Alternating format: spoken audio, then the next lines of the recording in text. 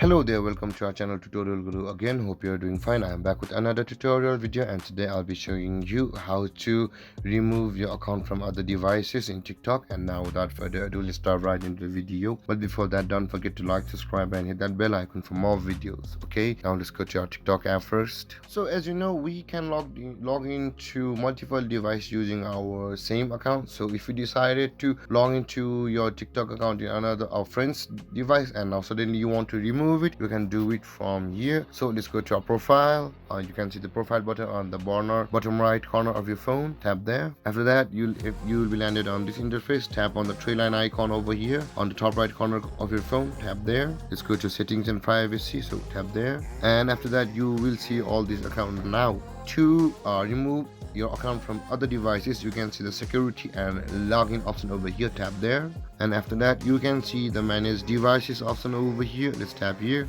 So you can see currently I'm logged in my S9 phone, but I have logged into this account from my other iPhone 8 also. So if I want to remove it, so I will remove it like this. So you can see you will be logged out on this device. So let's remove it, and there guys, we have successfully removed the iPhone or other devices which we logged into previously.